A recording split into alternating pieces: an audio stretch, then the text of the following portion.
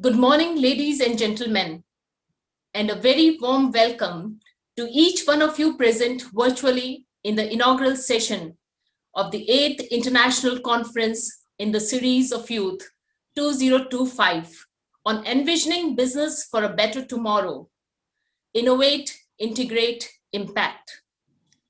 On this pious occasion, let's seek the blessings of Ma Saraswati.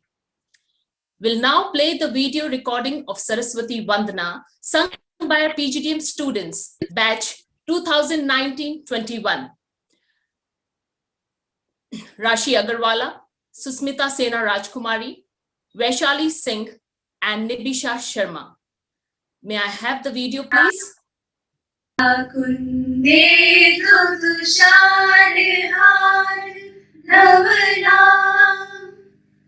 या शुभ्रवस्त्रावृता या वीणावरदण्डमण्डितकरा या श्वेतपद्मासना या ब्रह्माच्युत शङ्कर प्रभृतिभिः देवै सदा वन्दिता सा मा पातु Saraswati Bhagwati निशेषजाड्यापहा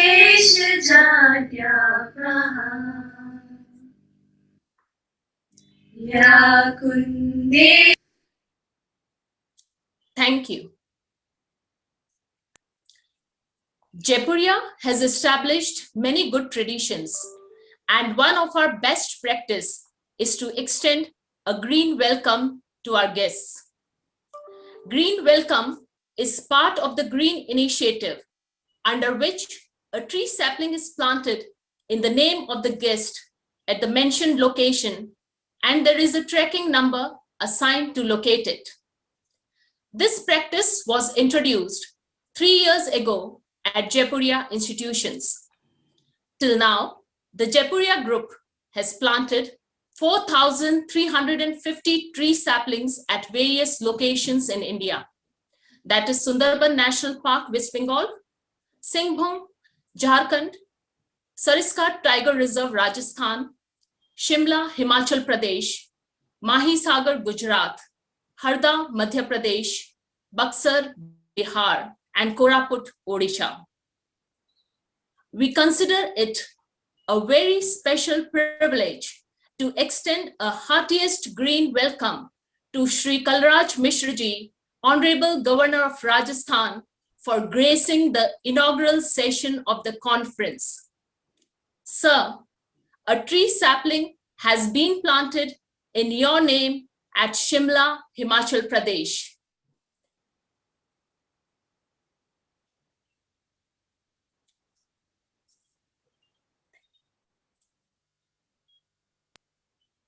It's an honor for us to extend a green welcome to Mr. Shailesh Dhuri, founder, CEO Decimal Points, Mumbai.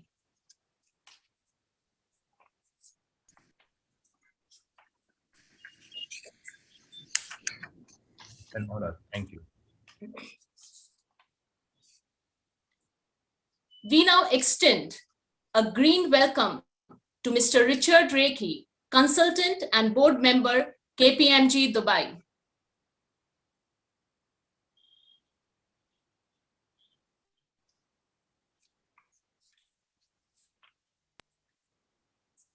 The presence of such eminent guests from the field of politics and business speaks volume about their commitment towards bringing a great transformation for a better tomorrow.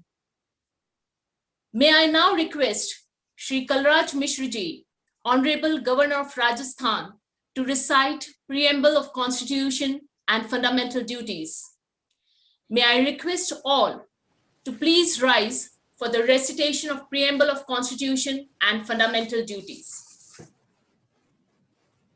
हम भारत के लोग भारत को एक संपूर्ण प्रभुत्व संपन्न समाजवादी पंथ निरपेक्ष लोकतंत्रात्मक गणराज्य बनाने के लिए तथा उसके समस्त नागरिकों को सामाजिक, आर्थिक और राजनीतिक न्याय, विचार, अभिव्यक्ति, विश्वास, धर्म और उपासना की स्वतंत्रता, प्रतिष्ठा और अवसर की समता प्राप्त कराने के लिए तथा उन सब में व्यक्ति की गरिमा और राष्ट्र की एकता और अखंडता सुनिश्चित करने वाली बंधुता बढ़ाने के लिए दृढ़ संकल्प होकर अपनी संविधान सभा में आज तारीख 26 नवंबर 1949 ईस्वी मिति मार्गशीर्ष शुक्ल सप्तमी संवत 2006 विक्रमी को एतद द्वारा इस संविधान को अंगीकृत, अधिनियमित और आत्मार्पित करते हैं।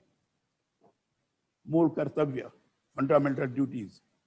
अनुच्छेद 51 का मूल कर्तव्य, भारत के प्रत्येक नागरिक का यह कर्तव्य होगा कि वह एक, संविधान का पालन करे और उसके आदर्शों, संस्थाओं, राष्ट्रध्वज और राष्ट्रगान का आदर करे। 2, स्वतंत्रता के लिए हमारे राष्ट्रीय आंदोलन को प्रेरित करने वाले उच्च आदर्शों को हृदय में संजोए रखे और उनका पालन करे। 3, भारत की प्रभुता, एकता और अखंडता की रक्षा करे और उसे अक्षुण्ण रखे। 4, देश की रक्षा करे और आह्वान किए जाने पर राष्ट्र की सेवा करे। 5, भारत के सभी लोगों में समरसता और समान भ्रातृत्व की भावना का निर्माण करे, जो धर्म, भाषा और प्रदेश या वर्ग पर आधारित सभी भेदभाव से परे हो। ऐसी प्रथाओं का त्याग करे जो स्त्रियों के सम्मान के विरुद्ध हैं। 6, हमारी सामाजिक संस्कृति की गौरवशाली परंपरा का महत्व समझे और उसका परिरक्षण करे।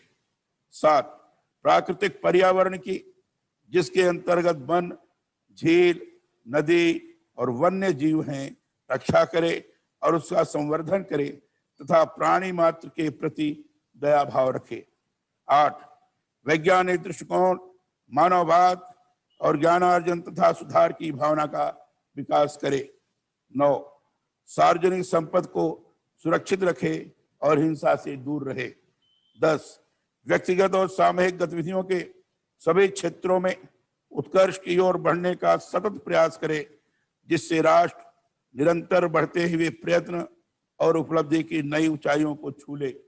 11, जो माता पिता या संरक्षक हो वह 6 से 14 वर्ष के बीच की आयु के यथास्थिति अपने बच्चे अथवा प्रतिपाल्य को शिक्षा प्राप्त करने के अवसर प्रदान करेगा। धन्यवाद।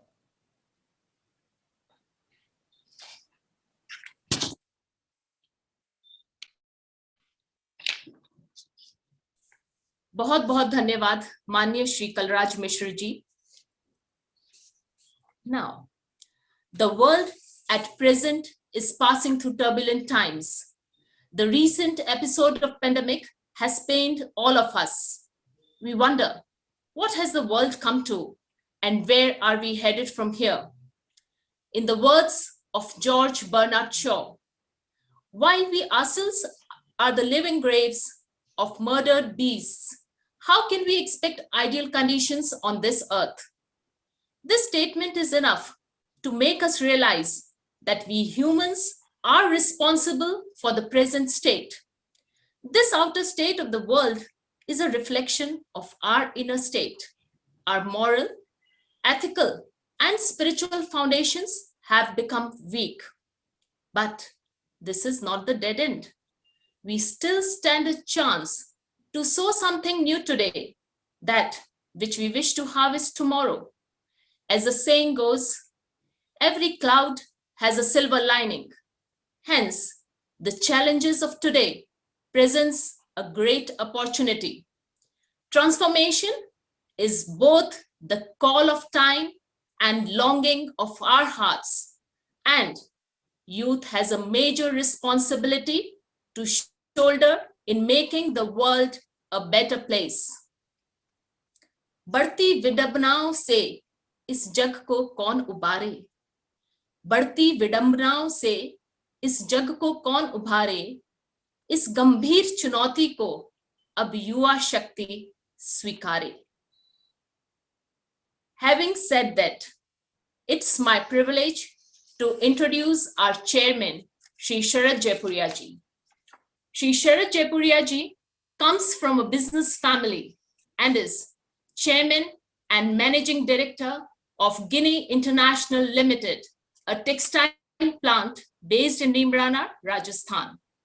Shri Jaipuria ji has also interests in renewable energy and has set up Hydel plant in state of Himachal Pradesh.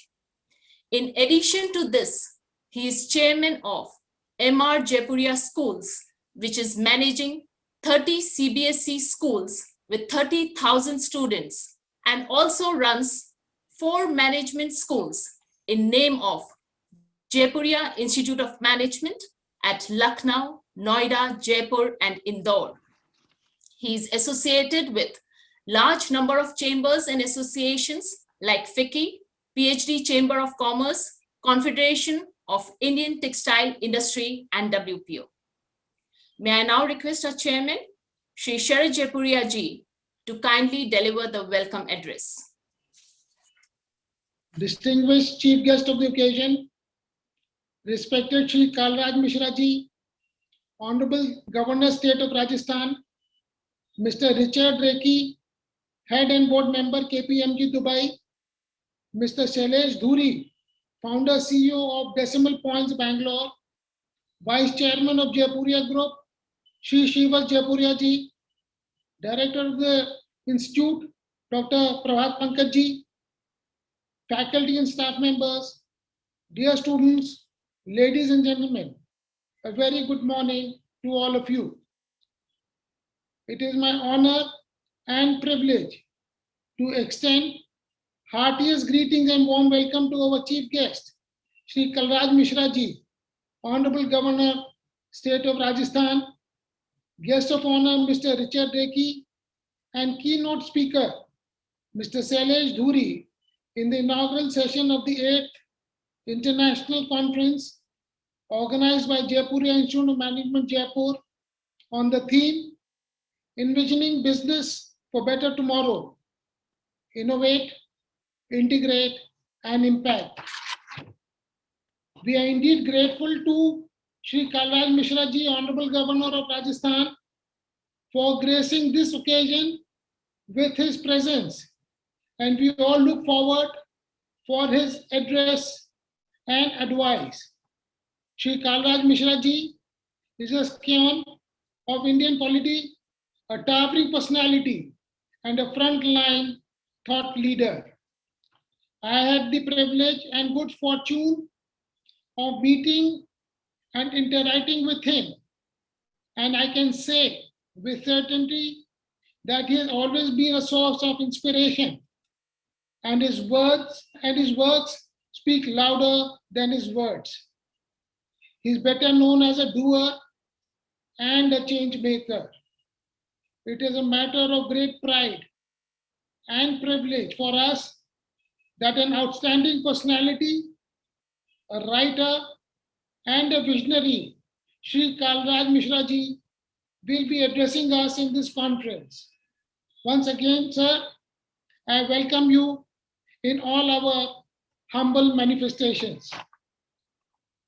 Beginning with Seth Anandram Jaipuria's pioneering initiative to set up Jaipuria College in Kolkata in the year 1945, which was then inaugurated by late Pandit Jawaharlal Nehru ji. Jaipuria family has always remained committed to providing superior quality education. Jaipuria Institute of Management is one of the premier group of B schools in the country. The first institute was set up in Lucknow in the year 1995, and within 15 years, 3 other campuses have been set up at Noida, Jaipur, and Indore.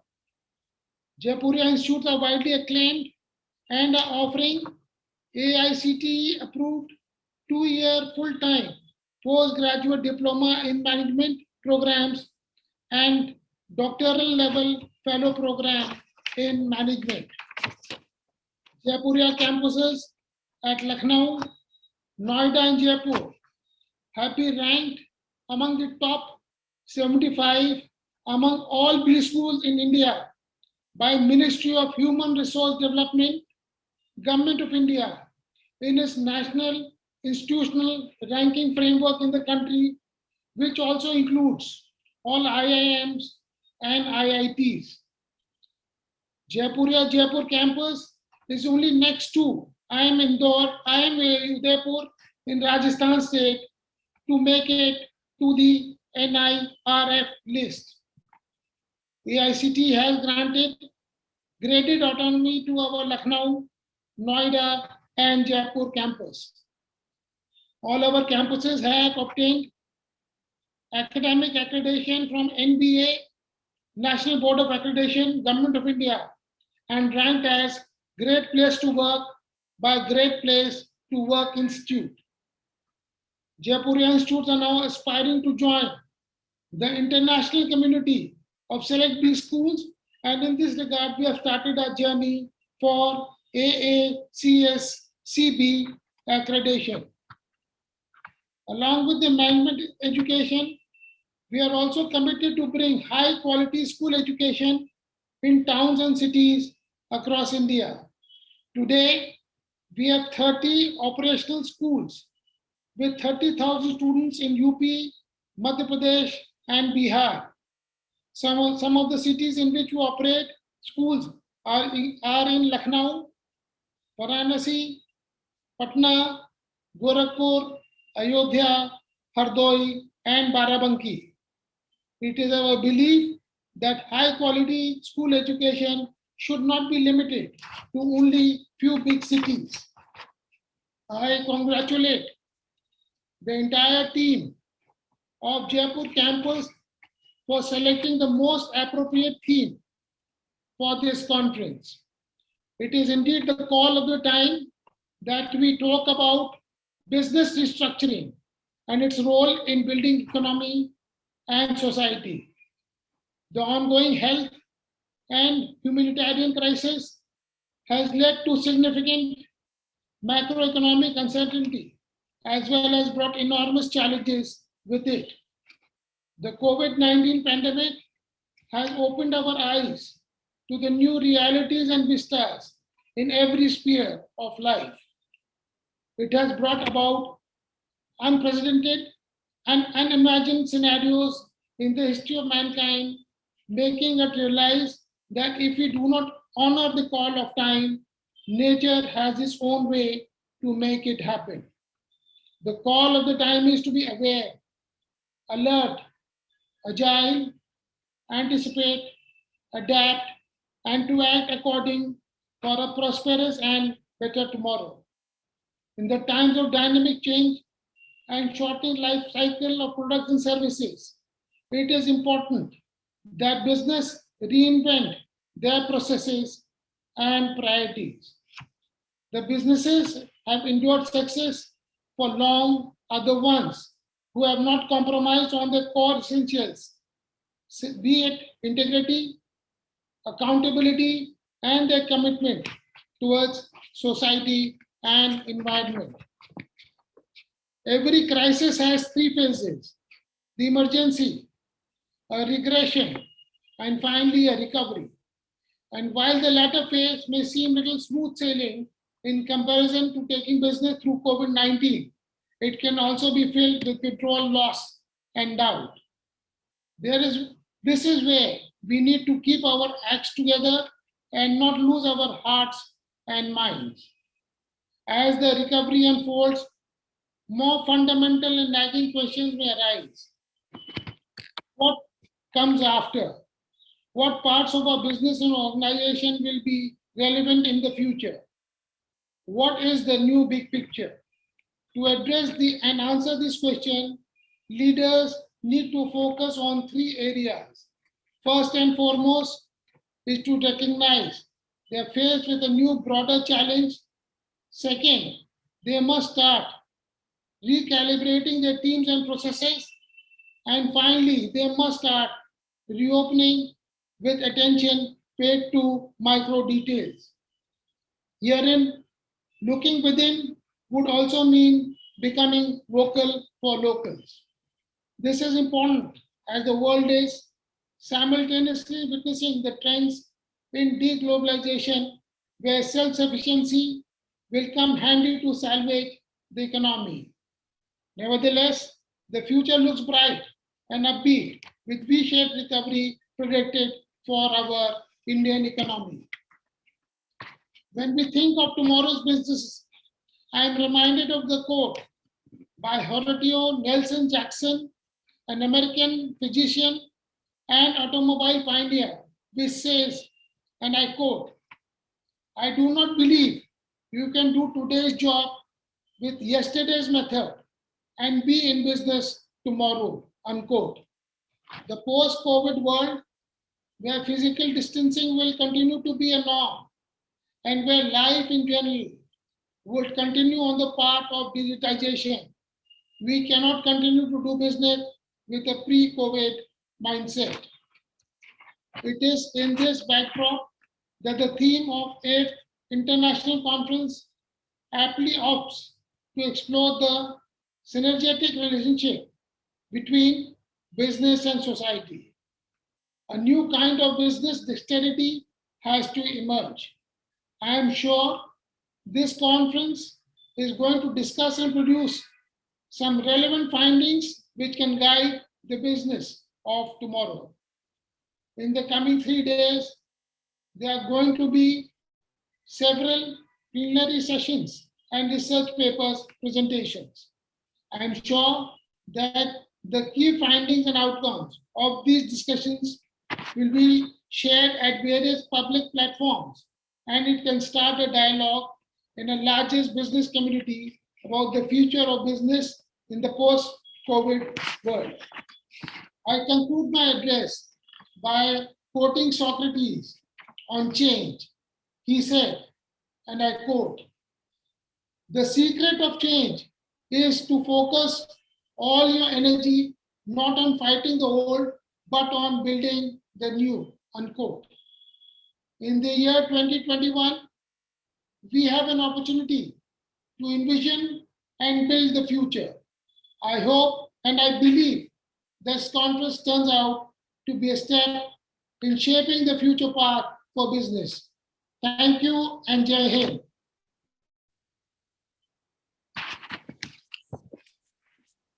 Thank you, Chairman, sir. You have rightly remarked that the call of the time is to be aware, alert, agile, and act accordingly for creating a better and prosperous future. May I now have the pleasure to introduce our director, Dr. Prabhat Pankaj. Dr. Prabhat Pankaj is a PhD in applied economics and a Harvard-trained leader in management of higher education. He is well-traveled and worked at various places nationally and internationally, including 6 years in Bhutan, where he also represented Bhutan government in UN-ESCAP meeting on WTO. He is an internationally acclaimed scholar and trainer on the subject of happiness research, student-centric teaching, and outcome-based education. May I request you, sir, for the conference introduction?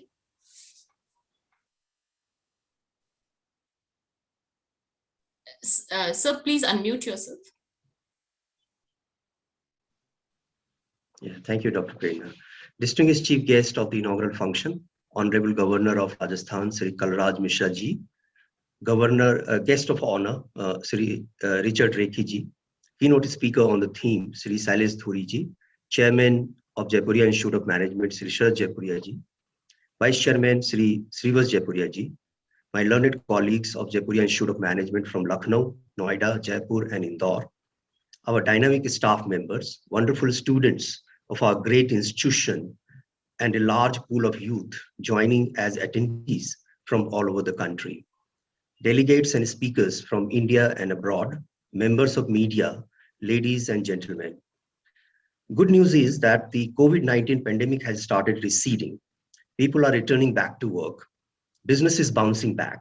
Educational institutions have started opening physically. The sentiment is overall positive everywhere. This is time to rebuild. People who showed resilience and hold on to ground during pandemic are the ones who are likely to reap greater benefits. There are at least three things which will set our future course: vaccine, economic revival, and business reorientation. While vaccine is already rolled out and India is leading the race, both in terms of serving the domestic population and helping out the world at large with large supply of doses, economic revival is not too far, rather quite visible. By several estimations, including International Monetary Fund, India is poised to revive its growth by 11% in 2021-22. This is a V-shaped recovery, which will peter out and level off to about 5 to 6% growth in subsequent years when the base effect will be over. The question of business reorientation is of critical significance. The future of business will depend upon innovations and integration it is likely to visualize and work upon. The demand for change is all-time high. Businesses also have to harp upon a strength shown during the pandemic. The pace of digital transformation has accelerated and brought about a cultural shift. Companies, individuals have developed faith in what digitization can do for them. The level of distrust in technology-based innovations have gone down considerably. We are heading towards a new normal marked by artificial intelligence, Internet of Things, cloud, and blockchain. However, the significance of human element has never been perceived as central to the success of a business as it is today. Human resource development and people orientation have taken a sublime turn, emphasizing more on critical thinking, creativity, and complex problem solving. The impact of business on society and environment is of critical significance in post-pandemic reorientation. Sustainability strategies, largely centered on planetary health, need to join hands with human health, personal safety issues. Mitigating the global bad, such as pollution, climate change, must stay in the priority list, while employees' safety and health also need to figure in the same list. Finally, agility is the new catchphrase for 2021 and beyond. Agility is about mindset, which values humility, adaptability, open communication, and speed of decision making. What is needed is an agile organization, an agile business, and an agile leader who is hyper aware about the unfolding of situations, communicate well with internal as well as external stakeholders, and decide at a speed needed in the given situation. It is in this backdrop, the 8th International Conference in the series Youth 2025 is an important event wherein the continuity of dialogue among industry, academia, and youth has been organized. The series Youth 2025 was launched in 2013, with each year devoted to one single theme and engaging large number of youth on a platform shared by experts and youth icons from all walks of life. The idea of Youth 2025 series is devoted to the cause of advancement of youth in our country and developing global leadership and skills in them for maximizing the demographic dividend, which would seemingly start receding from the year 2025. It is a matter of great pride for Jaipuria Institute of Management, Jaipur, that we have been able to invite more than 100 plus experts cutting across sectors together on a single platform to discuss and deliberate on the future of business and society. The conference is going to witness 2,000 plus youth and delegates from all over the country and abroad over the next 3 days. There will be 62 research papers in 10 technical sessions. About 30 poster presentations will be made by student delegates cutting across institutions. The conference will be live on social media, and few sessions will be organized in physical mode with precautions and safety measures in place. The most striking feature of the conference is the publication of book incorporating selected 37 papers, which have been shortlisted by a competent editorial board and experts. I would like to express my thanks for Bloomsbury Publication for bringing out the book on time. Today, in this, we will have the privilege of releasing the conference book and the conference souvenir, which will also include 106 abstracts of papers submitted by researchers and corporates. In the end, I congratulate the entire team of Youth Conference led by Dr. Lokesh Vijayvargi and Dr. Prerna Jain, supported by Ritesh Prakash and the entire team of Conference Committee, Student Affairs, Program Management Group, members of Student Council and Media Relations Committee, which have been responsible for making this daunting task possible. I wish the conference a great success and look forward to the deliberations ahead. I welcome all the participants and welcome our Mahamahim Governor of the state. Thank you so much. Jai Hind. Thank you, Prabhat Singh, for such a lucid introduction.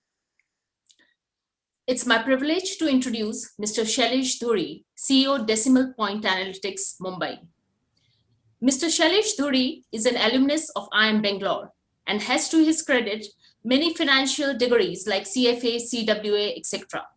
He founded Decimal Point Analytics to transform investment and financial businesses in 2003. He has the credit to start India's first money market mutual fund in 1997.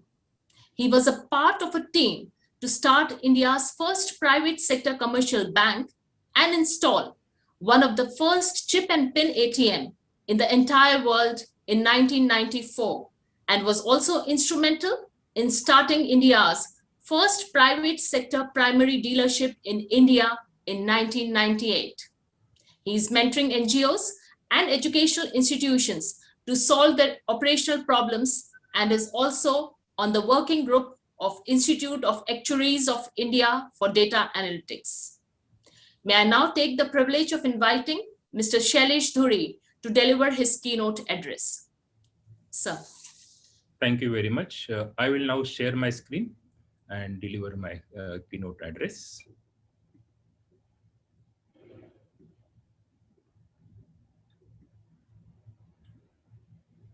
So my screen is visible. Yeah, yes. Yes.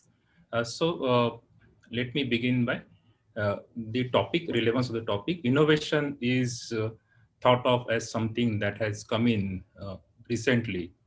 However, if you think innovation has been happening since start of humanity. Mahamahim Governor read the fundamental duties of citizens of India. And if you look at the duty number 10, it translates into that we need to constantly innovate. So I will give my opinion about innovation. Innovation has been a driving force for me during my entire life. Whichever organization I have founded or I worked for, I have tried to create innovative solutions for them.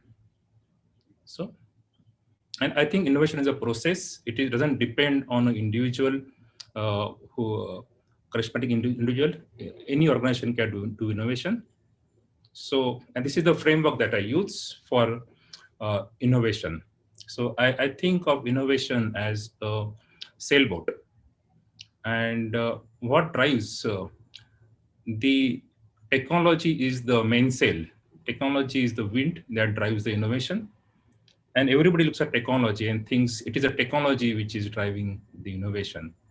But there are two other aspects which are more important than technology. One is the culture of the organization. What is the culture that we build in the organization drives the innovation, because if the hull is not strong, however the winds are blowing, you cannot go anywhere. So we require a strong hull, and that hull is of culture. And I will spend a lot of time discussing the culture that is required for building an innovative organization in next few minutes. And we need to control the technology and the culture, and that is the job of a rudder. And that rudder is your functional expertise. So whichever area that you operate in, it could be an education institution, it could be an hospital, it could be a commercial organization, it could be a manufacturing organization. Their basic functional expertise drives the direction of the innovation. The speed of innovation is driven by the technology that is available to them, and the hull is the basic is the culture. So these are three aspects of the innovation that one needs to keep in mind. Now we will analyze the innovation process, and these are thoughts which I have developed over last 30 years. So what is innovation? So innovation is something, it's a product or a service which either meets an unserved need or underserved need or overserved need. So this is, I have mentioned overserved as well. So why I put it here is that my experience. So it was mentioned that in 1995, I installed the first chip and pin ATM in the world, but that was 20 years ahead of time. And that innovation had to wait for 20 years for the world to accept chip and pin ATM. So sometimes you do things which are overserved, and you need to remove features also. It is not always doing more. Sometimes it means innovation means doing less as well. Innovation is a process of developing new offerings, and for businesses it brings higher revenue and higher cash flow, but for society it creates a better humanity. So again, I'm referring to the fundamental duties. It is with the innovation we bring the nation forward.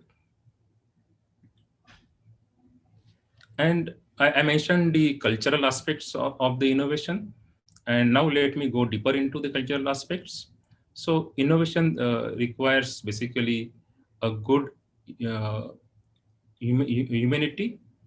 And what is that is required in a person for becoming an innovative person? There are two aspects that are required. One is empathy quotient, not to be confused with emotional quotient. So EQ is the emotional quotient that many people have heard.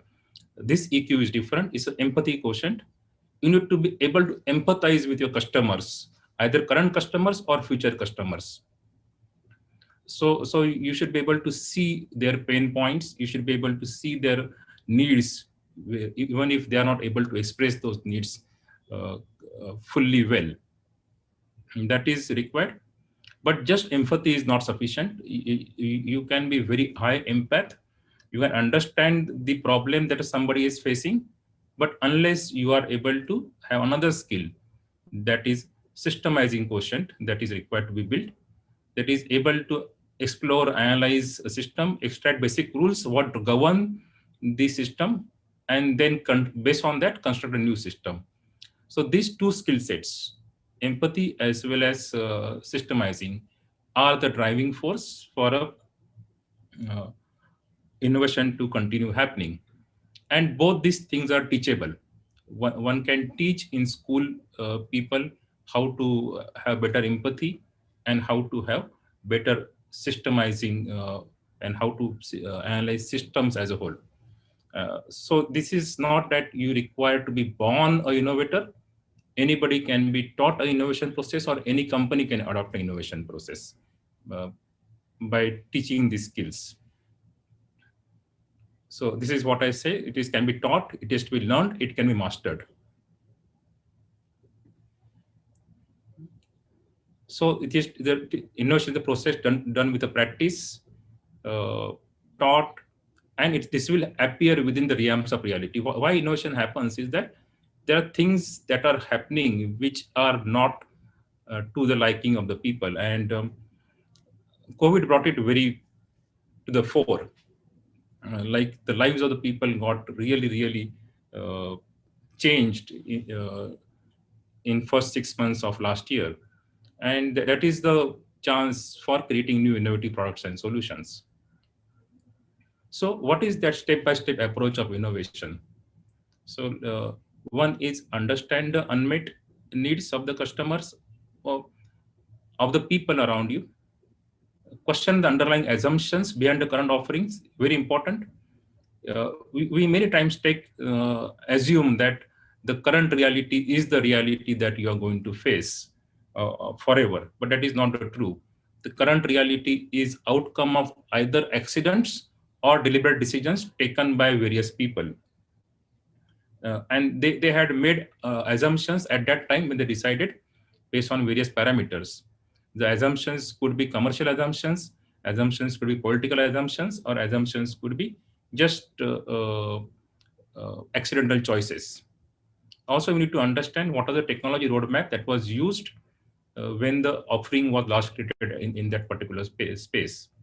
And using these three things, one can build new offerings for the humanity. So in organization, what are the trigger points for innovation? There are two types of innovation that one can think of when you're looking at trigger points. One is process innovation, and other is for product and service innovation. So process innovation is one is we can look at the errors reported and corrective actions taken, and those become a source of innovation for any organization. So every time you make a mistake, every time there is an error happens, if the mindset is should not be that the person should be blamed for the error, but it is taken as an opportunity for changing the process, making the process better, a continuous innovation happens. And product service innovations, there is a framework, jobs to be done framework. In 10 minutes time that we have, I cannot explain in detail this framework, but you can look up this framework and study this framework as to how you can use for creating new products and services. And I have explained in brief in the previous slide how we can look at it. Another thing that is required is the two skills that I mentioned, EQ and SQ. That stays on the fulcrum of another basic skill that is required, grit. Grit is basically tenacious people, or so people who would look at problems again and again and keep on solving this problem.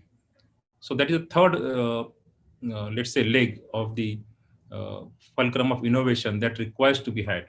Unless the team that you have has a lot of grit, lot of patience of looking into problem into multiple points, the innovation would not be possible.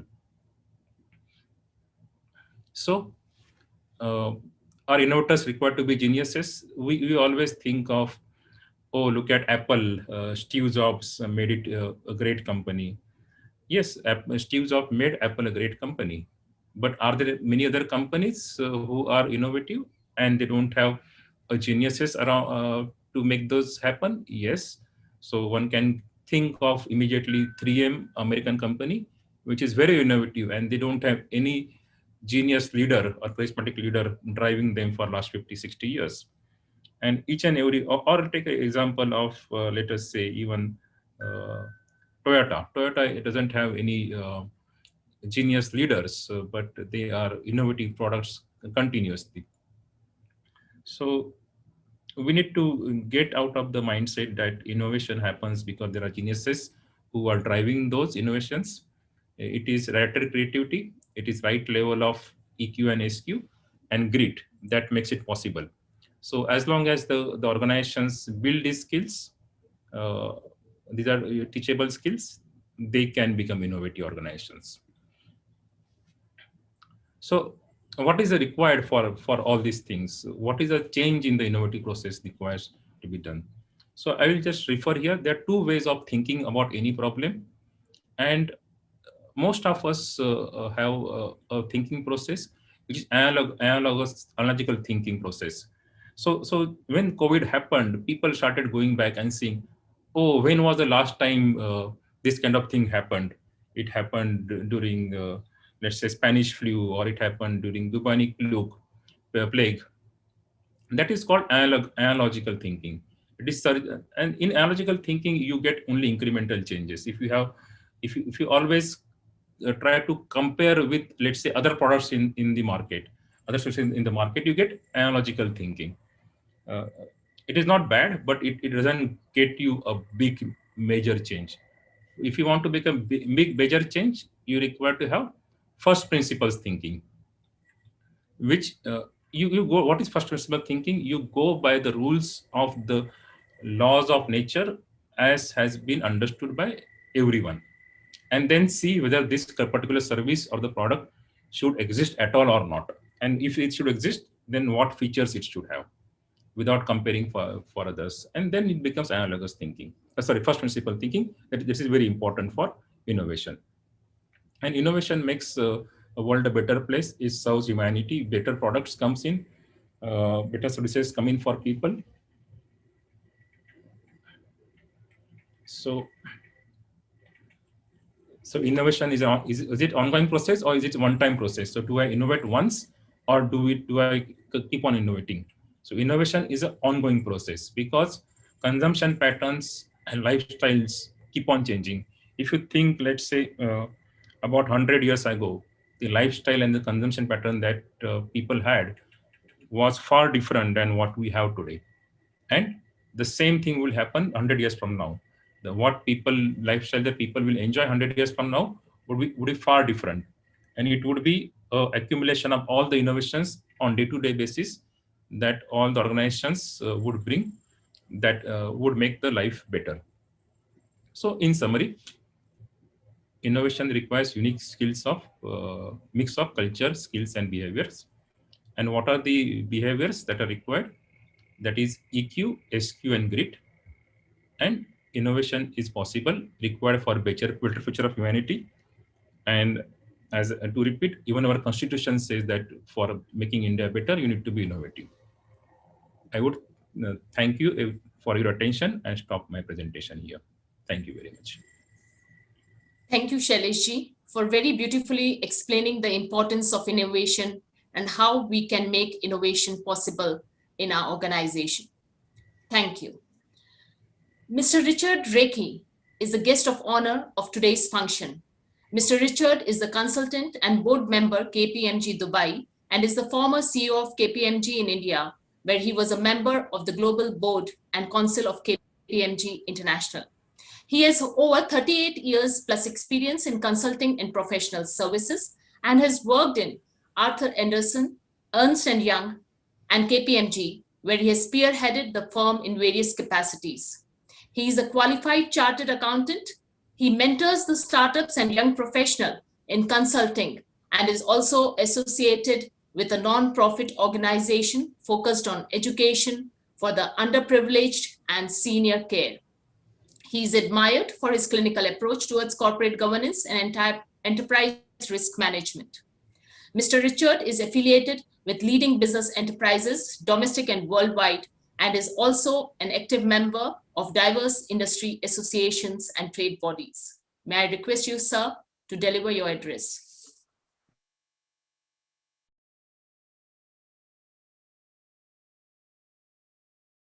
Sir, may I request you to unmute yourself?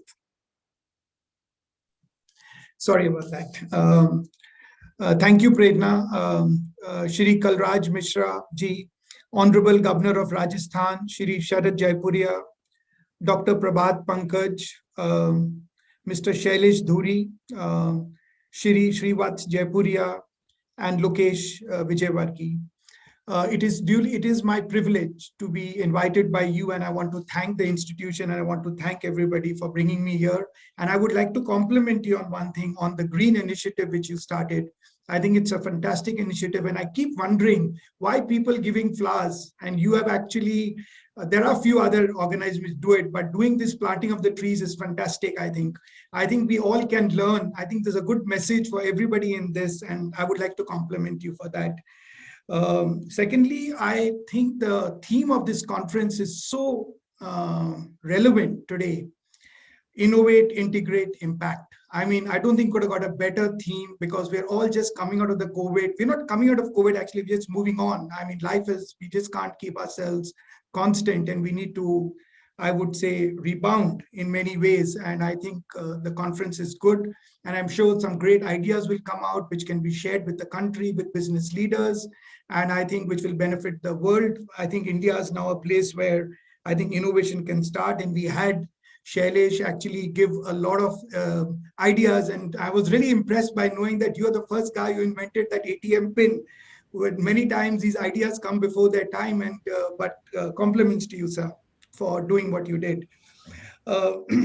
I would like to start with one thing, which is, the spirit of stewardship.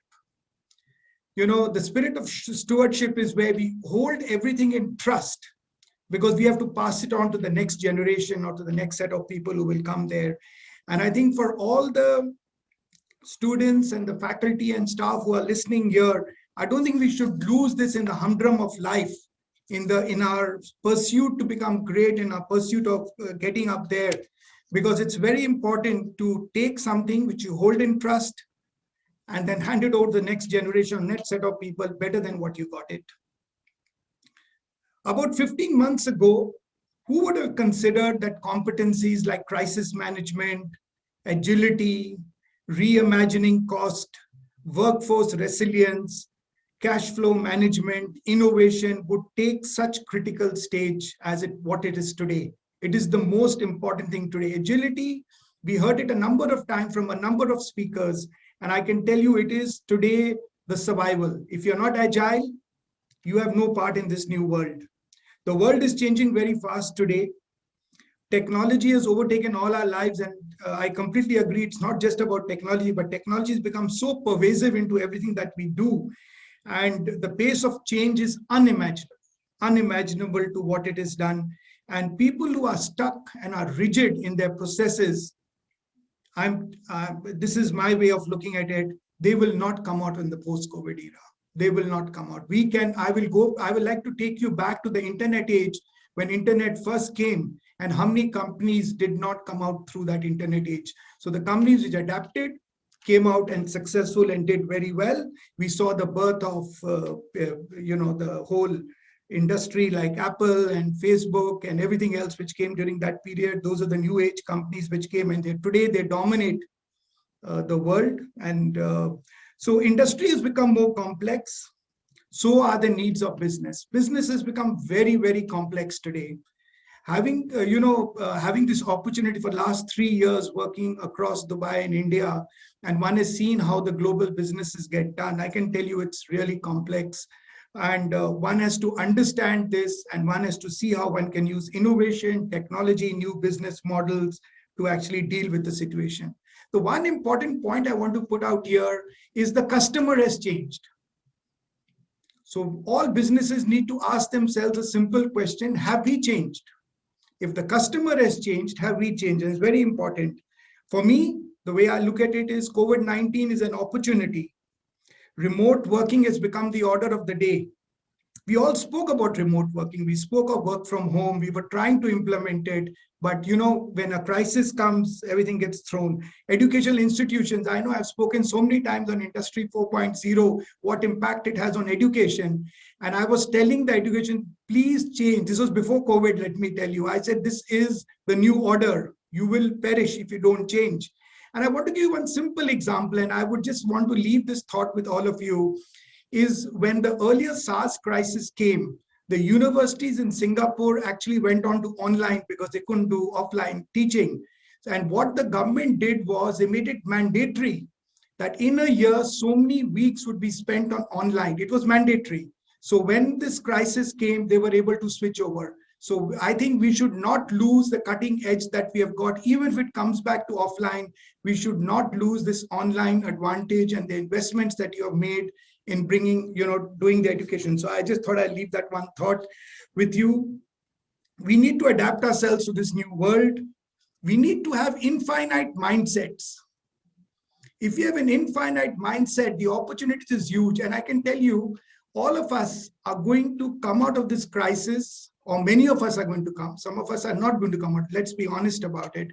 We are going to come out of this crisis, but we will not be doing the same job. So we need to adapt. We need to be understanding what kind of job we will be doing. And maybe we need to go back to the basics. And maybe those basics are the new normal. I think that is something which I think we all need to understand. What is that new normal that we are looking at? And the one thing which I keep talking about is that during this period, the one big area which came out is the power of alliances, of collaboration, of working together, of co-creating. I think that is going to be something which is going to be very large. And I think going on your theme of your conference, the world is today in pursuit of new business models. So when you innovate, you need to discard your rigid mindsets that you have. The rigid mindsets with which we work, we have to discard it and keep it aside. You know, the whole thing about unlearn, relearn, learn, and innovate, because lifelong learning is now taking over. And I think that is going to be the order of the day. We are going to see new markets. We are going to see new solutions.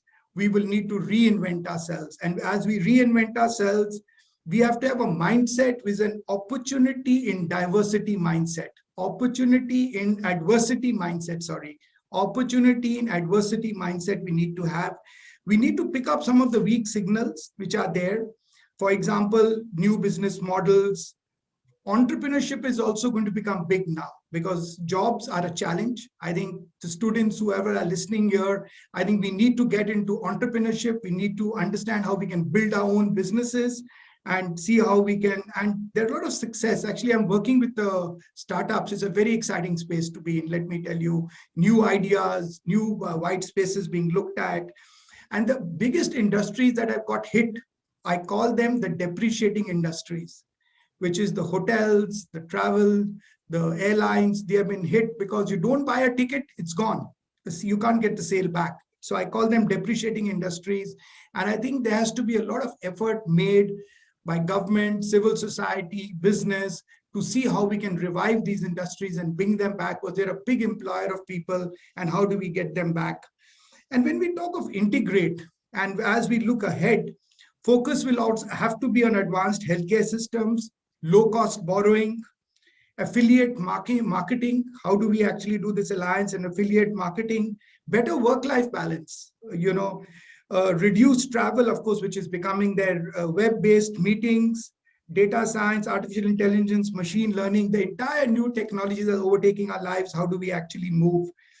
Somebody who wants to integrate and move, he'll have to move very fast. So it's going to be survival of the fittest.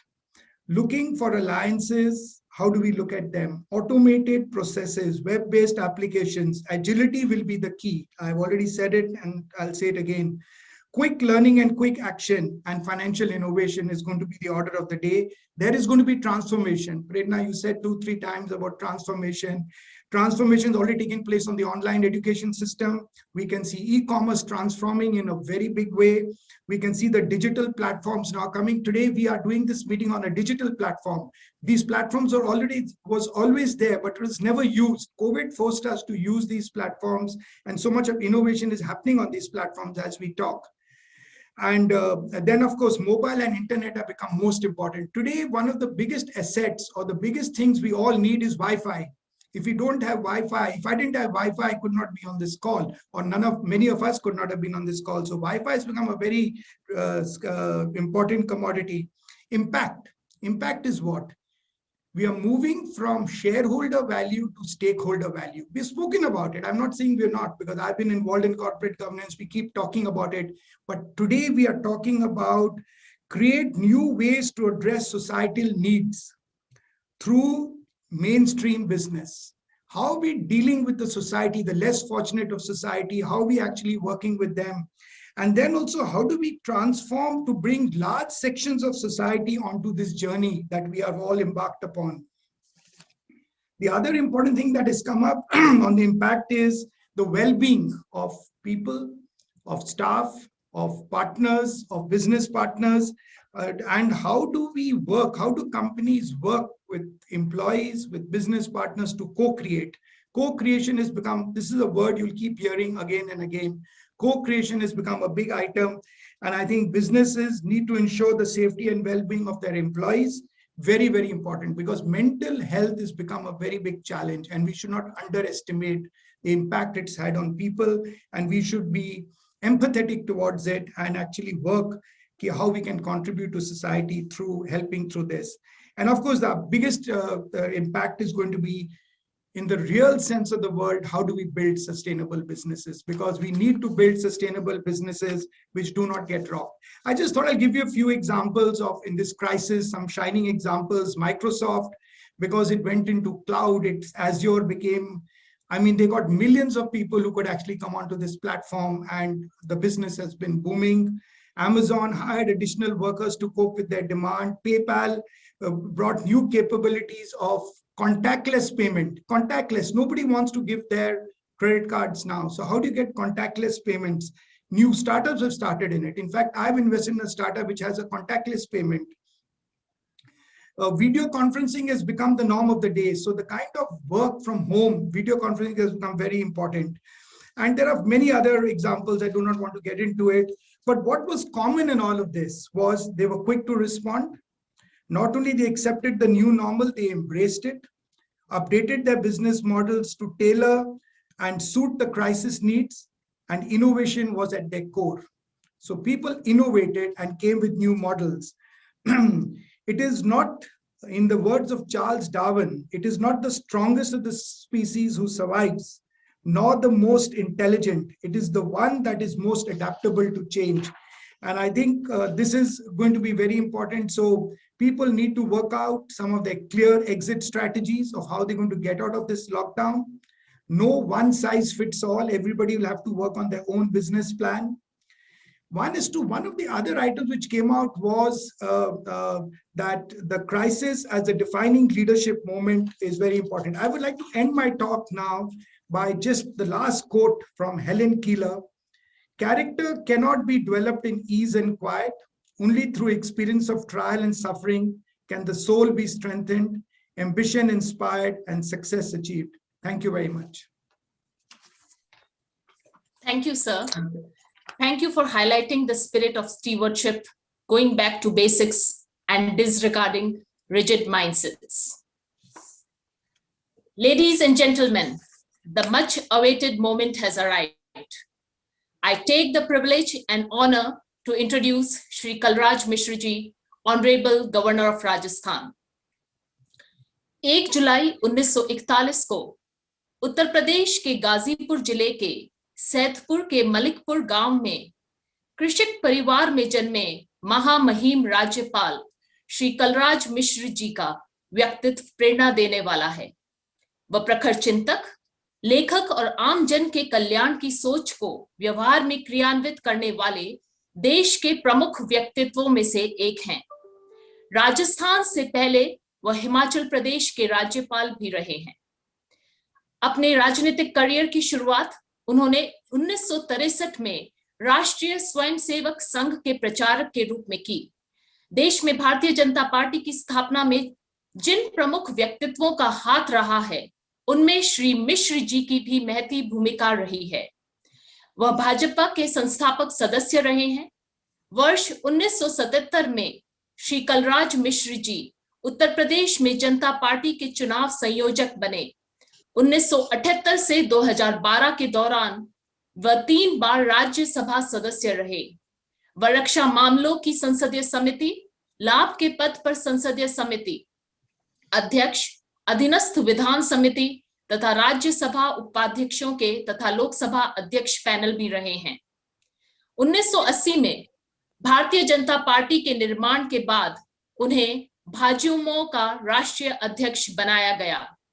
1986 से 2001 के दौरान 3 बार वह उत्तर प्रदेश विधान परिषद के सदस्य रहे हैं। वर्ष 1991 तक वह यूपी भाजपा के महामंत्री संगठन भी रहे। अयोध्या राम मंदिर आंदोलन से भी उनका जुड़ाव रहा। श्री कलराज मिश्र जी 1991, 1993, 1995 और वर्ष 2000 में भारतीय जनता पार्टी के 4 बार प्रदेश अध्यक्ष रहे। 1997 से 2000 तक वह उत्तर प्रदेश सरकार में लोक निर्माण, पर्यटन एवं चिकित्सा शिक्षा मंत्री रहे।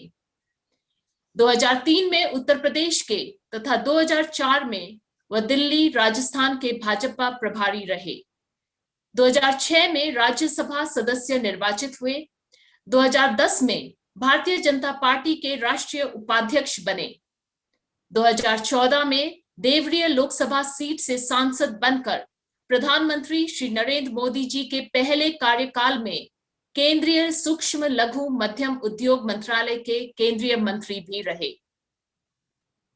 अब मैं श्री कलराज मिश्र जी, माननीय राज्यपाल राजस्थान से सविनय अनुरोध करती हूं कि वो अपने अभिभाषण से हमें लाभान्वित करें। सभी को नमस्कार। Jaipuria institute of management Jaipur की 8वीं इंटरनेशनल यूथ 2025 कॉन्फ्रेंस के उद्घाटन सत्र को संबोधित करते हुए मुझे अत्यधिक प्रसन्नता हो रही है।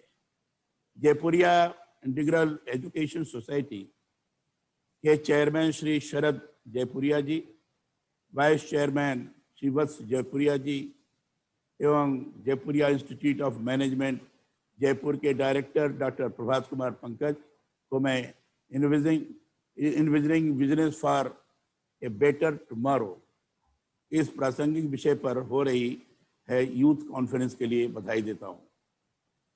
स्वामी विवेकानंद ने एक कहा था अपने भाषण के अंतर्गत, युवा वह है जो सदा क्रियाशील रहता है, जिसके अंदर सिंह जैसा साहस है, जिसकी दृष्टि सदा अपने लक्ष्य पर केंद्रित रहती है और जो इस संसार में कुछ अलग करना चाहता है। ऐसा नौजवान कभी परिस्थितियों का दास नहीं बनता, बल्कि परिस्थितियां उसकी गुलाम बन जाती हैं। स्वामी विवेकानंद जी के इस कथन में अपनी बात को जोड़ते हुए मैं कहना चाहता हूं कि युवा यदि चाहे तो हर असंभव को संभव बना सकते हैं। अदम्य साहस और शक्ति के पुंज युवा वर्ग के लिए यह समय अवसरों को चुनौती के रूप में लेते हुए स्वयं के लिए ही नहीं बल्कि देश के बेहतर कल के निर्माण में लगने का है। यह बहुत महत्वपूर्ण है कि इस अंतर्राष्ट्रीय यूथ कॉन्फ्रेंस की थीम व्यवसाय वातावरण निर्माण के लिए बेहतर कल को केंद्र में रखते हुए तय की गई है। देश के प्रधानमंत्री श्रीमान नरेंद्र मोदी जी की पहल पर आत्मनिर्भर भारत की सोच का मूल आधार भी यही है। कैसे भारत को स्थानीय संसाधनों के समुचित उपयोग से उद्यमिता के लिए प्रोत्साहित कर ऐसे बेहतर कल का निर्माण किया जाए जिससे देश का चौमुखी विकास हो। जयपुरिया जी ने स्वयं अपने भाषण में कहा, लोकल फॉर वोकल, कि आपने उल्लेख किया है। यह आत्मनिर्भर भारत के निर्माण के अंतर्गत एक महत्वपूर्ण भूमिका का निर्वाह करने वाला है। युवाओं को बेहतर शिक्षा के साथ शिक्षण के दौरान ही उद्यमिता के लिए प्रेरित किया जाए तो इसके बेहतर परिणाम प्राप्त हो सकते हैं। जरूरी यह भी है कि इनोवेशन के जरिए शिक्षण संस्थान ऐसा वातावरण निर्मित करे जिसमें विद्यार्थी देश और समाज के लिए काम करने के दिशा में आगे बढ़ सके और लोगों को प्रेरित कर सके।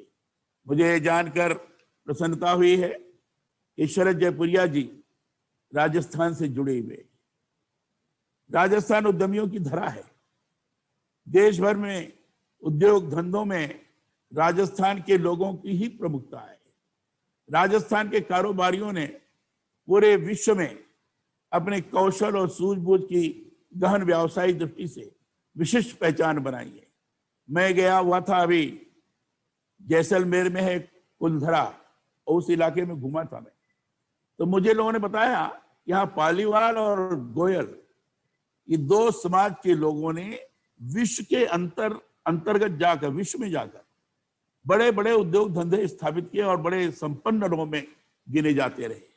यह वहां के इतिहास के बारे में बताते हैं। तो राजस्थान तो सचमुच इस तरह की स्थिति निर्माण करता है। देश भर के उद्योग धंधों में राजस्थान के लोगों की ही प्रमुखता है। राजस्थान के कारोबारियों ने पूरे विश्व में अपने कौशल और सूझबूझ की गहन व्यावसायिक दृष्टि से विशिष्ट पहचान बनाई है। मैं तो बल्कि यह भी कहता हूं कि राजस्थान उद्योगपतियों की नर्सरी है। अगर ये मैं कहूं उद्योगपतियों की नर्सरी है तो अतिशयोक्ति नहीं है। और यहाँ के छोटे छोटे कस्बों जैसे नवलगढ़ है, पिलानी है, सुजानगढ़ से बाहर गए उद्यमियों ने देश के औद्योगिक विकास में महत्वपूर्ण भूमिका का निर्वाह किया है और आज भी वो निर्वहन करते जा रहे हैं। याद करता हूं तो कितने कितने उद्यमियों के नाम जेहन में कौंधते हैं।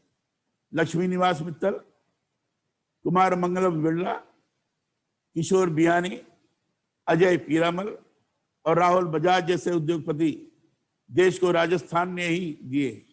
इन उद्योगपतियों ने औद्योगिक क्षेत्र में राजस्थान का नाम देश विदेश में रोशन ही नहीं किया है, बल्कि देश को आर्थिक स्थिति के रूप में स्थापित करने में इनकी महती भूमिका है।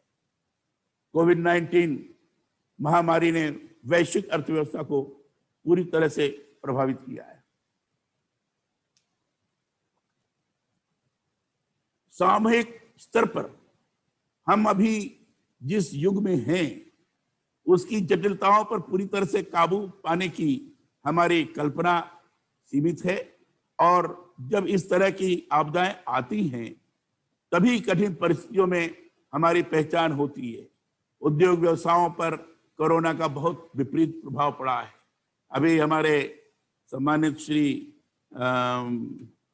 धूरी जी बोल रहे थे कि कोविड-19 के अंतर्गत इनोवेशन का एक जबरदस्त स्वरूप निर्माण हुआ था, और कोविड-19 की ये देन भी है कि नवाचारों के माध्यम से लोगों ने आगे बढ़ने का भी एक अवसर प्राप्त किया है। इसे देखते हुए जरूरी है कि औद्योगिक क्षेत्र में रिकवरी, लचीलापन और सुधार के एजेंडे को व्यवहारिक रूप में भविष्य के लिए सम्मिलित किया जाए। उसकी शुरुआत देश के अंदर निर्माण क्षमताओं के विकास से की जा सकती है। आत्मनिर्भर भारत का मूल मंत्र भी यही है कि कैसे देश के अंदर मौजूद संसाधनों का उपयोग हम व्यावसायिक कौशल से करें।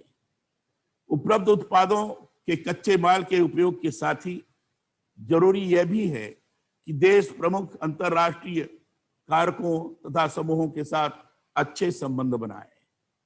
उच्चतम प्रौद्योगिकियों को अपनाने के साथ ही जरूरत इस बात की भी है कि कैसे देश के छोटे व मझोले उद्यमों को बढ़ावा दिया जाए। मैं एमएसएमई मिनिस्टर रहा हूं, मैंने उस दिशा में काम करने का प्रयास किया है, और मैंने अनुभव किया कि अगर छोटे मझोले इस प्रकार के उद्यमों को प्रश्रय दिया गया, उनको अवसर उपलब्ध कराए गए, स्टार्टअप के माध्यम से भी लोगों को उस प्रकार की सुविधाएं, संसाधन प्रदान किए गए, तो निश्चित रूप से हम पूरे देश भर के अंदर उद्योगों का विकास करेंगे। उनमें से नवोन्मेष भी बड़ा तेजी से पैदा हो रहा है। अभी इनोवेशन के बारे में अभी बताया आपने कि ये कंटिन्यूअस प्रोसेस है। अगर ये लगातार चलता रहे, दिमाग उस दिशा में सोचता रहे, तो नई नई चीजें उसमें से आती जाती हैं। छोटे और मध्यम उद्योग किसी भी देश की अर्थव्यवस्था की रीढ़ होते हैं। उन पर विशेष ध्यान देने के साथ ही उनसे संबंधित उत्पादों के विपणन पर भी विशेष ध्यान देने की जरूरत है। युवाओं में उद्यमिता के विकास के साथ इस बात पर भी ध्यान दिया जाए कि जैसे स्थानीय संसाधनों का बेहतर उपयोग करते हुए वैश्विक बाजार में भारतीय उत्पादों के विपणन में वह प्रभावी भूमिका निभा सके। इसके लिए वैश्विक बाजार की मांग और पूर्ति के अध्ययन के साथ ही विपणन की, मार्केटिंग की कारगर तकनीक पर भी व्यावसायिक शिक्षण संस्थाओं में आरंभ से ही अध्ययन करवाया जाए, तो इसके बेहतर परिणाम सामने आ सकते हैं। नई शिक्षा नीति जो आई है, उसके अंतर्गत इस प्रकार के प्रारंभ से ही एक व्यवस्था प्रदान करने का प्रयास किया गया है। मैं ये मानता हूं कि कोरोना महामारी ने व्यवसायों के लिए चुनौतियों के साथ कई अवसर भी पैदा किए। हमारे उद्योगपति इन चुनौतियों से सीख लेकर अपने व्यवसाय में यथोचित बदलाव करें एवं आने वाले समय के लिए उत्कृष्ट रणनीति बनाकर, स्ट्रेटजी बनाकर देश के उज्जवल भविष्य में प्रभावी योगदान दें। यह समय आत्मविश्वास और आत्मनिर्भर भारत बनाने के लिए कार्य करने का है। इसके लिए ऐसी नीतियों पर ध्यान देने की आवश्यकता है जिससे उद्यमशीलता, नवोन्मेष को बढ़ावा मिले। अंतर्राष्ट्रीय सहयोग के अंतर्गत दुनिया को क्या देना है, क्या करना है, हम क्या योगदान दे सकते हैं, इसके बीच अच्छा संतुलन बनाते हुए भी कार्य करने की आवश्यकता है। मैं बार बार इस बात को दोहराता हूं, मैं बार बार इस बात को दोहराता हूं कि वही विकास लंबे समय तक स्थायित्व प्राप्त कर सकता है जिसमें प्रकृति के अधिकाधिक दोहन की बजाय संरक्षण की सोच के साथ कार्य किया जाए। युवाओं के लिए रोजगार परक शिक्षा जरूरी है, परंतु इतना ही जरूरी यह भी है कि कैसे वे देश की प्राकृतिक संपदा के संरक्षण के लिए भी जागरूक रहकर कार्य कर सके। मैंने जो मूल कर्तव्य का पाठ किया उसमें एक बिंदु ये भी है कि हम प्राकृतिक संपदा, वन्य जीव, जो बाकी के जीव जंतु हैं, इनको कैसे संरक्षित करें, इनको संरक्षित करते हुए हम आगे बढ़ें। प्राकृतिक संसाधनों का समुचित उपयोग प्रकृति संरक्षण की सोच से किया जाता है तो इसके दूरगामी बेहतर परिणाम मिलते हैं। युवाओं में इसी सोच का प्रसार करना अत्यंत आवश्यक है। युवाओं के बेहतर कल के लिए प्रदेश में रोजगार की बहुत अधिक संभावनाएं हैं, परंतु उसके लिए वातावरण निर्माण भी आवश्यक है।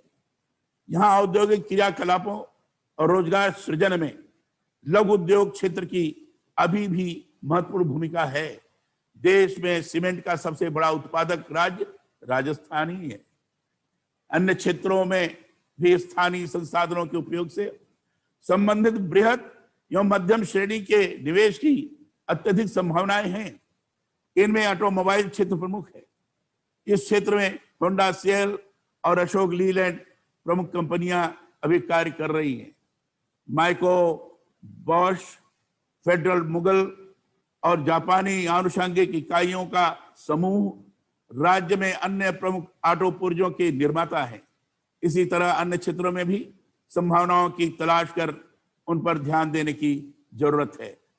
मैं यह मानता हूं कि प्रदेश में ऐसे क्षेत्र की पहचान की जाए जिन पर कम ध्यान दिया गया है और वहां बेहतरीन व्यावसायिक विकास की संभावनाएं हैं, जिस पर बिजनेस में बेहतर प्रबंध से ही उसकी सफलता सुनिश्चित होती है। वैसे ही प्राकृतिक संसाधनों के समुचित संरक्षण के साथ स्थानीय संसाधनों की व्यावसायिक उपयोग की दृष्टि से खोजकर उनका प्रबंध किया जाए तो औद्योगिक विकास के बेहतर कल निर्माण हम कर सकते हैं। देश के पूर्व राष्ट्रपति APJ अब्दुल कलाम कहते थे, युवा अवस्था वह अवस्था है जब व्यक्ति असाधारणता में प्रवेश कर सफलता की नई ऊंचाइयों को छू सकता है। यह यूथ कॉन्फ्रेंस युवाओं के लिए ज्ञान के नए द्वार खोलते हुए व्यावसायिक वातावरण निर्माण के बेहतर कल की दृष्टि से बेहद उपयोगी होगी, ऐसा मेरा पूरा विश्वास है। आपने मुझे इस अवसर पर बुलाया अपने विचार व्यक्त करने के लिए, इस विषय पर अपने बात को रखने के लिए। ये स्वयं में मुझे आपने गौरवान्वित किया है और इसके लिए आप सब लोगों के प्रति मैं आभार व्यक्त करता हूं, सबको धन्यवाद देता हूं। बहुत बहुत धन्यवाद। जय हिंद, जय Bharat.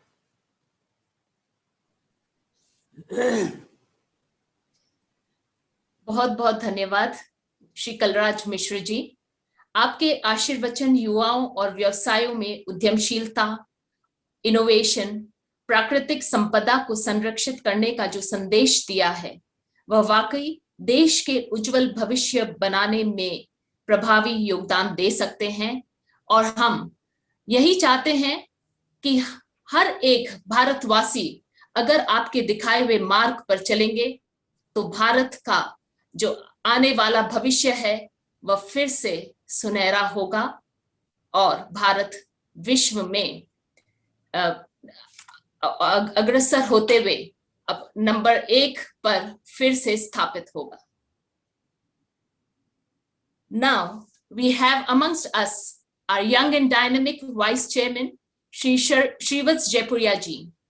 He is a graduate with highest honors from the prestigious Stern School of Business, New York University, USA.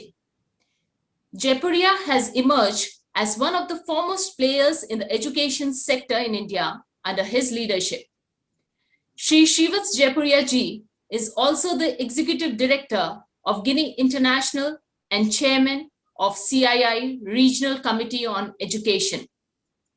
I now invite Shri Shivats Jaipuria ji to present vote of thanks. Thank you. We are honored with the presence of His Excellency Shri Kalraj Mishra ji, Honorable Governor of Rajasthan, today in this function. His talk today symbolizes a ray of hope and optimism for India. Sir, your words give us hope that will keep on guiding us as we come out of this time of crisis and head towards a brighter future. On behalf of the entire Jaipuria family, I express my gratitude and thanks to Shri Kalraj Mishra ji for enlightening us with his presence this morning. The guest of honor of today's session, Mr. Richard Reiki, spoke about the importance of stewardship. He told us that you are responsible to make sure that whatever organization you are part of thrives and adapts through crisis. This is essential to building sustainable business. I think in these times, this message was very well received. Keynote speaker for this conference, Mr. Shailesh Dhuri, rightly touched upon the process of innovation. He spoke about how human values such as empathy are central to innovation. It is not only about technical skills, but understanding what people actually need that drives innovation. The pandemic has taught us the significance of staying agile. Our agility to embrace change has been a defining factor in all walks of life, including in business. Agile leaders have been able to deal better with the fact that change is the only constant. In fact, it has taught us that the limitation to change might be our mindsets itself. When crisis comes, we have been able to change and adapt faster than ever before.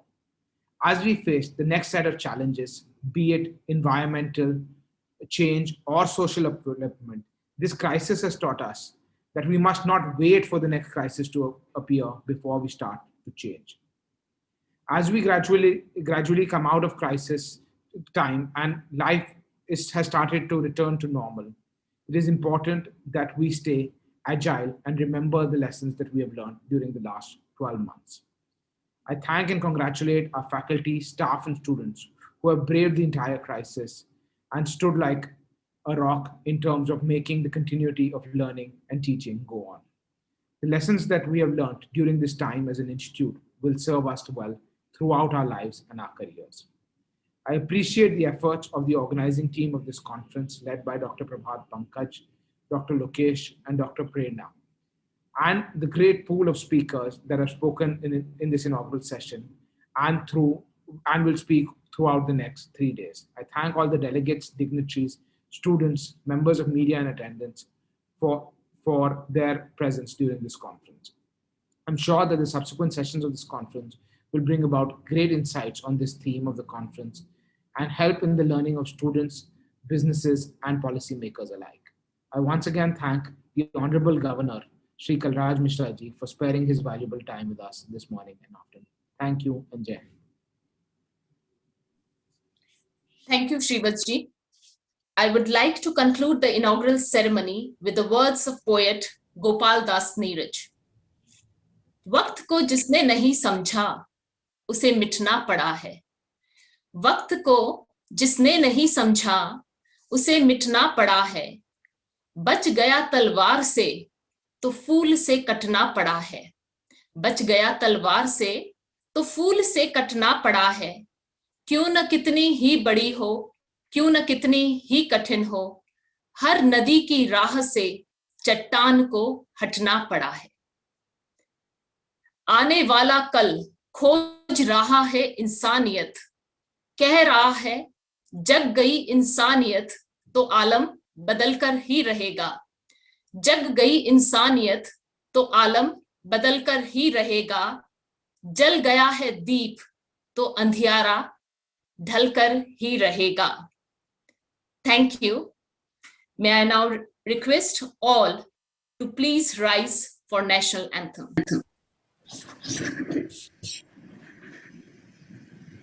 Jana Gana मन अधिनायक जय हे भारत भाग्य विधाता। पंजाब सिंध गुजरात मराठा द्राविड उत्कल बंगा विंध्य हिमाचल यमुना गंगा उच्चल जलधि तरंगा तव शुभ नामे जागे तव शुभ आशीष मागे गाहे तव जय गाथा जन गण मंगलदायक जय हे भारत भाग्य विधाता जय हे जय हे जय हे जय जय जय जय हे